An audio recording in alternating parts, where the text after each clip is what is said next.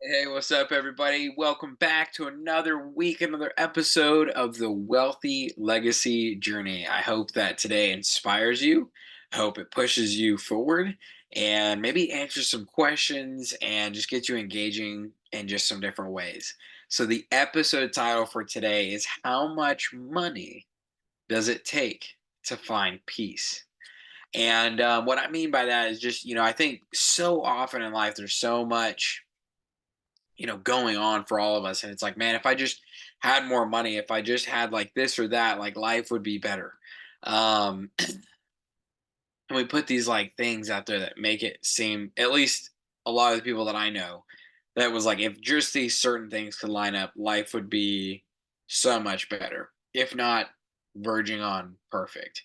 And so that's kind of a question that we have to ask ourselves. And actually, right now, I'm recording this video. It is at the time of this recording 7:09, or actually just flipped to 7:10 p.m. On Saturday, which is not my usual recording time. I'm a little bit tired. It's been a long day. I was fixing the sprinkler system at my house all day, but it is fixed. I fixed it before the sun went down, which was good. It took me all day. I had to dig all of them out and fix them. And anyways, so, one of the things that I was hoping to be able to talk with you guys about on today's episode is the goal posters that I cut, which ones that I kept, and why I did those. That's gonna have to stay on the list until next week because this week hit me like a freight train. So, um, I did not get the goal posters sorted, but it is on my I want to do this list and on my radar for getting that knocked out. One of the really cool things though that's happening this week that I just want to share with everybody is, Libby and I growing as a team really, which I think is so healthy to have a partner, especially life partner, spouse, encouraging you, but not just encouraging you, but also how can they do this with you? And obviously, Libby's main role is, stay at home mom. My main role is like, provider, business guy, stuff like that. But we really try to intertwine a lot of what we do. So I try to be really engaged in the home, and she's working to become more engaged in the business, which is really exciting because honestly, for the last few years, I was really engaged in the business, not very engaged at home. Libby was very engaged at home, not very engaged in the business, and we started leading these like separate lives, and kind of hit this point where it's like, what are we doing? Like, we want to do this all together. And so 2023 was a big year where I became more engaged as a father, more engaged in my home, more engaged with Livy and everything that we were doing on that front. And then now 2024, I'm getting to experience the other side of that blessing of not just giving, but receiving, where Libby is becoming more engaged with me because I've opened up some bandwidth, which is so exciting. Um, but one of the things that we realized is like I'm much better at taking risks, taking leaps and jumps, and monetizing ideas. But Libby is much better at organizing things and retaining cash. And I think that comes from the lack of risk. And so we just realized that we're a really good team in that sense. And that's a part of the reason that we balance each other well. And you and your spouse will balance each other, I'm sure, in different ways.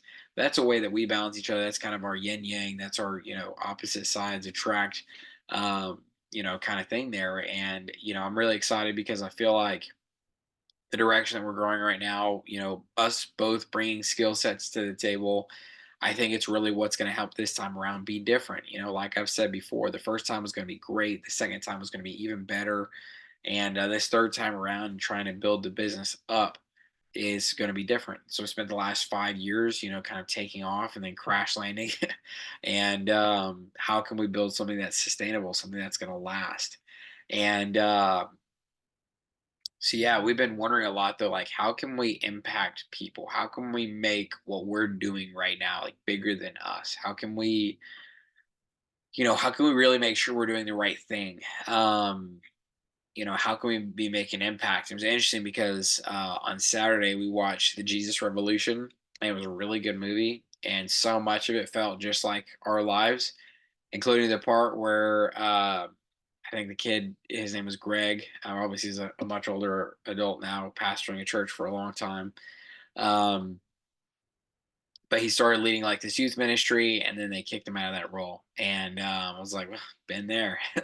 um, and and it was interesting because like some of the same things were came back and were said to me that were said to him. Only difference was he got a church at the end of it, and like a church plant, which I'm sure is not an easy thing to start up. And I was in no way ready for a church plant, looking back. But it was interesting. Just we've really been thinking like ministry and impacting people and helping people. Like that was a huge part of what we thought we were going to be doing. We were training for the mission field whenever we got pulled into the youth pastoring stuff. And then, it was like we were hard and heavy on that. And then it's like to switch gears from that into business has just been an interesting transition over the last few years of just going like, what does it look like to honor the Lord and have big impact, you know, with business? But then it was interesting because a pastor friend of mine at our church we go to, Grace Community Church, he brought somebody to meet Libby and I last Sunday, and he was like, "Hey, meet these people." And it was interesting the way he described it. He said they are change the world, mission minded people, but they're business people, and you've got to hear what they do. And he started just talking about some of the stuff that we were doing, and I was like, "Dang, that's so cool." And after our pastor friend left, you know, Libby and I kind of sat down and I was like, I think that was an answer to prayer because yesterday we were like, man, after we watched this Jesus Revolution movie, we were like, that was so cool. How come we never got back, like our call back into ministry? Like, what are we supposed to be doing? And this week has just been a lot of like inspiration about how can we help people with Double Dare Your Money? Like, what kind of opportunities can we help open up for other people? How can we help people with the wealthy legacy journey? Right? Because I'd be doing what I'm doing with the investments, whether I was recording the videos, doing the Double Dare Your Money, doing the Wealthy Legacy Journey, whether I was doing that or not, I would still be doing my own investing. But this right here gives it more purpose, and it's been tough too because I've honestly thought about not doing Double Dare Your Money multiple times because I am just so busy. But I feel like if I quit because I'm busy, it almost shows everybody else not to try. And it could be wrong on that, but I feel like me pushing through all the busy to keep doing Double Dare Your Money because we went garage sale shopping this week. We picked up a couple things actually. I'm right here, a bread baker and this little wall switch. Bought this thing for $2. Think we'll sell it for like 15 to 20. Bought this bread maker for 10. I think we'll sell it for anywhere from like 30 to 150, just depending on where it comps out. It's all sorts of comps. So I gotta research it a little bit more. But or no, actually I got that for 8. So I had like $11 left because we're almost out of money on Double Dare Your Money. So I was like, man, I gotta save this thing because I would hate to run out of money so fast. And I think these would be 2 good buys.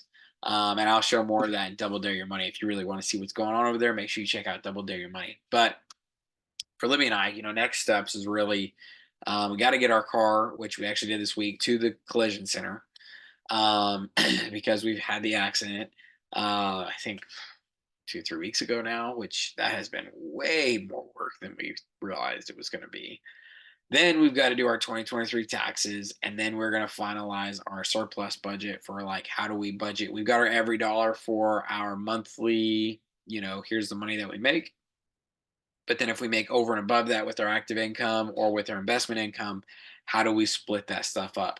And I've proposed and shown you guys like my thoughts on a budget before, but as Libby and I are really trying to come together as one on everything, I told her I was like, hey, I'd really like you to look at this budget, and if you agree with it, we can stick with it. If not, like we can make some changes, but I want to be on the same page. Another really cool, just like answered prayer, open opportunity, open door for me that I want to let you guys know about just how God's working behind the scenes is I think it was like 2 weeks ago I told you guys that I was gonna be out of a job. Well, I actually just got asked to be project manager to help offload some deals for a real estate company because I've done project management in the past. They're like, hey, we need you for like at least 3 months, maybe 6 months. We're not sure what would it would look like after that, but at least 3 months. And so that's really cool. Obviously, I took the job. It makes a little bit more than my break even of what I absolutely have to make every month by like just a couple $100. So we're not going to be making a surplus anymore. But we won't have to pull our own investment. We don't have to pull out of our own investments. We just keep it growing our own investments while and trying to get those to roll while I'm being able to make my full time income, which is so good. But I'll be honest, this entrepreneurial roller coaster, it's been getting really hard to stay on lately. I love what I do. Um, I love the freedom and flexibility of it. I love getting to help people. I love the freedom of being my own boss. But that financial roller coaster, man, it will just, it feels like you're inside of a dryer or something like that, just getting like banged around or something like, I don't know. It's tough. Um, it has worn Libby and I out, and that's why this time has to be different. But anyways, with all that said, I'm gonna try to record the process of flipping some houses over the next few months, just so I can record some of that content for the channel. It might be something that you guys would be interested in seeing, as I have been a project manager in the past. Kind of feels like I'm taking steps backwards, but that's okay. I have to recognize that similar role, different season, different mindset. Um, but we'll see, because my extra bandwidth is quickly disappearing between the sprinklers and the car accident and the wealthy legacy journey and double dare your money and garage sale shopping and also trying to invest my own money. I don't want to be too overworked. It'll be nice when the car accident's behind us. But yeah, I don't want to just I the fact that I'm here at 7 o'clock on a Saturday recording this, so I'm just whooped because I literally was outside all day doing the sprinkler system and just ah I don't want to overload it. But I want to share with you guys like a real heart moment that I had this week, and it was like I'm letting you guys like weigh on the inside on this one. But this was just impactful for me as I was thinking through some stuff. This is my dear God letter from February 20th, 2024. And I just said, when does it stop? I'm an opportunity junkie. Ever since the youth pastor job fell through, I've been scrambling for survival. I realized looking back that I've made $100,000 flipping houses, $100,000 flipping land, and $100,000 plus developing land. Three unique strategies, three times to $100,000 plus, and each could have gotten me to a million. Where does it stop? When does the high become enough? How much money do I have to earn to set myself free? Am I just addicted to the pain? Are you in this, or am I walking astray? I now dream of being at 100 million because in my mind, that's the point that I no longer have to think about it. But the potential upcoming crash scares me greatly. How will I survive? All of my questions come back to survival. Father, you've helped us to survive and thrive. Please calm my mind. Please protect me from the tormentor. Please tell me you've got this. We're going somewhere special and it's all going to be okay. Please assure me that we're going to help people with and through this. Please show me that it'll all be okay. Abba, Father, I'm scared. Please help me. Hold me. And then I have some verses here that encourage me. Hebrews 13:16. And do not neglect doing good and sharing, for with such sacrifices God is pleased. Psalm 16:8. I have set the Lord continually before me. Because he is at my right hand, I will not be shaken. So, when will what I have be truly enough? The moment I let go of the reins and trust in the Lord. The secret answer isn't a certain dollar amount, it's trusting fully in you, Lord. I could find that peace right now at 2:30 a.m. without a single extra dollar. In fact, Psalms 27, Psalm chapter 20, verse 7. Some boast in chariots and some in horses, but we will boast in the name of the Lord our God. Proverbs 11, verse 28. He who trusts in riches will fall, but the righteous will flourish like the green leaf. Father, I give it all to you right now. Please release me from this burden. May my load be lightened as I lay it at the foot of the cross. Thank you for feeding me with the word. Like an infant to a mother's breast, may I return often for nourishment and comfort. And may the word be comfort to my soul. and may it overflow to all who will listen. Help, Lord. Love, Kendall. And I wanted to share that because I woke up at 2:30 that morning, and it just like fear gripped me. And I was like, oh my gosh, I was thinking like all this different stuff. And I started writing out dear God, I just felt like Lord was like, I want you to write to me again. And so I've been writing these letters. And I was led to these verses that just encouraged me and lifted me up. And I went after this. I was probably out for, oh, excuse me, 30 minutes or an hour or something like that writing this. And then I went back to sleep and I slept so peacefully. And I woke up the next day with such a mountain of peace and realizing, when we go back to the title of today's episode of how much money does it take to find peace? You'll never make enough money to find peace in my perspective from where I'm at right now. But the place where you can find peace is in the Lord.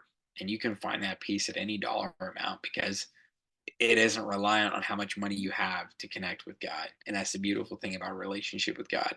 So if you don't have a relationship with the Lord yet, as a little side tangent, I would encourage you, pursue the Lord, open up your Bible, eat of the Word of God, and ask Jesus into your heart, into your life, and find a community, a good, healthy, real community who's actually pursuing after the Lord, pursuing to know the Lord more, and just bring Him into those inner places of your life. It's a beautiful walk.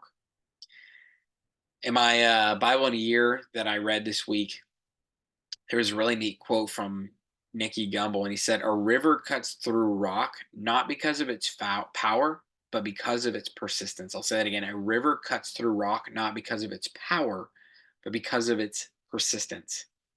God loves you. God does not force himself upon you, but he promises to reveal himself to you if you persistently seek him. God allows you to go through, this is another quote from that, I think it was the same day, through tests and trials so you can learn by experience that doing things his way is the best way. If you will not serve and worship him in the hard times of life, the valleys, you may not consistently serve and worship him in the good times, the mountaintops. Remember, the mountaintops encourage you, but valleys mature you. Boy, I tell you what, I feel that right now. Tell you what, it's yes, they do mature you. The danger of forgetting God because of affluence. Don't forget the Lord, Deuteronomy 6:12. In the enjoyment of the gift, you can sometimes forget the giver. This is Deuteronomy 8:18. But remember the Lord your God, for it is he who gives you the ability to produce wealth. And so as I've been just going through this week, because this week we had to, we've been fighting the insurance to pay us for our car and rental and car seats, and finally got the car dropped off this week at the place to get the car repairs done, the body shop. And then with our chiropractor stuff, now we have to go get an MRI again to make sure that to double check some stuff before we can start our chiropractor stuff. And we've been just fighting the insurance on so much stuff. And then, like, after this crazy week where we've literally been doing something every single day, our sprinkler system just kaputzed. And I just noticed that, like, all the sprinklers were just pooling, nothing was actually spraying. And with the loss of the job, like, we don't want to call somebody out to take care of that. We had somebody out like a year ago to fix some stuff. And so it's like something else that came up. And so all day, actually, I woke up early this morning, early on a Saturday. I was up by like 6 a.m., started my Bible time, rolled into the day, and literally worked on that sprinkler system until like 5 o'clock, 4:30, something like that, 4:30 p.m., 5 p.m. And got it done, which was good. And we didn't have to spend any money on it. We were able to be resourceful with what we had, which was nice. Um, And, a positive thing is having that job for at least 3 months. We'll see after that, but it just feels good to have that kind of pushed out and that weight relieved for now. But a down is that my plates, they're not selling on Etsy. The mugs aren't selling on Etsy for double dare your money. So it's just been a little bit like, man, what's going on? And the kids need new clothes. And oh, my car brakes, they actually just started squeaking a little bit. So I know that they need to be changed and that car needs an oil change. And so it's just like, right now. But on a positive note, I signed up for the tax sales in Texas with MVBA. And so that'll be, it's an exciting step in the right direction to be able to get our money working for us on a little bit bigger scale that you guys are going to be able to see. We've had our money working for us on other scales before with like JVs, but this is going to be like a total solo thing, which is it's exciting. We're going to do some JVs, but JVs with new partners. It's not leaning on other people's real estate expertise, but it's really kind of hitting that point where it's like I have to trust in what I've learned over the last few years in real estate and make this step, kind of into the unknown on my own. I'm excited about it. We ended up listing a bunch of eBay stuff on Saturday, which was good. We got really caught up on that. Um, our It was some day this week. I put Saturday, but I think it was actually Friday or Thursday. All my days are getting blended together now in my brain. Um, but I'm really working right now to focus my time and on work and now the project management, closing out the deals that I have with NTX as that wraps up here shortly, and then double dare your money and the wealthy legacy journey. And you guys are going to see some real behind the scenes footage of let's see, I went to garage sales on Thursday. There was two of them. They were duds. They actually didn't even show up. I got there and they weren't there, even though they said they were going to be there. I don't know what was up with that. Friday, or we got up early in the morning. We piled us and the kids in the car. We had made lunch for the road, ate breakfast real quick, headed out as a family, went to two estate sales. And the first estate sale was a dud. We were feeling pretty bummed about it. The second estate sale was just an absolute treasure box, which was, exactly what we needed.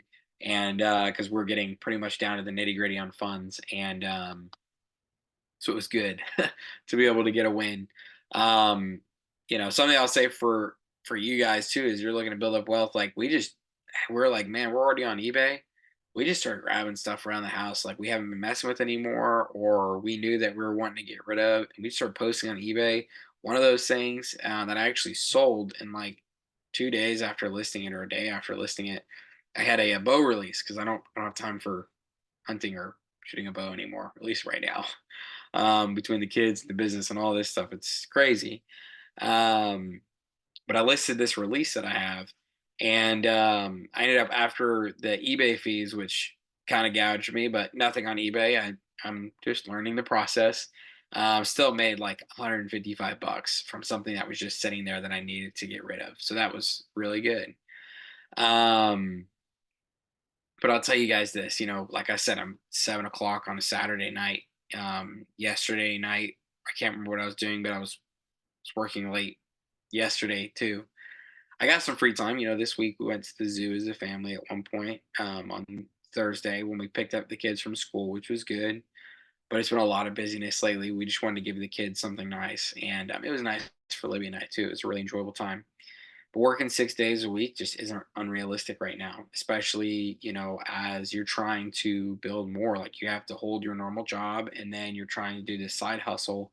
But the thing about this side hustle right here and multiplying your money is, especially if you don't tap into it and you just let it snowball, like the power is going to be incredible. And I can't wait to show you guys this journey and even to show myself this journey. Because when I first started, I didn't start off with just $74.58.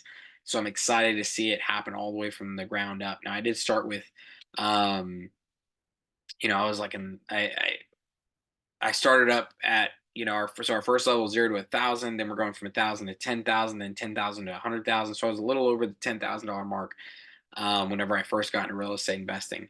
But that was just like a pile of cash that I had. But I'm really excited this go around to be able to build up to that same point, but through flipping stuff, starting with such a small amount. But just remember the extra time that you're working right now is great. You're the boss, and your investment snowball is going to out earn any overtime. Like if you're thinking like, man, I could just get like overtime pay for what I'm working right now on Saturday. I just want you to know like the knowledge that you're gaining, it has unlimited potential. And this investment snowball, if you treat it well and you just continue to let it snowball, snowball, snowball on top of itself instead of taking away from it, it's gonna it's gonna outpay any overtime you're ever gonna be able to get in the long run. this journey is going to take short-term sacrifices, but there's going to be some long-term gains. A quote from Robert Kiyosaki that I heard one time and I just haven't let go of was hard choices, easy life, easy choices, hard life. Simply put, by Robert Kiyosaki. So good.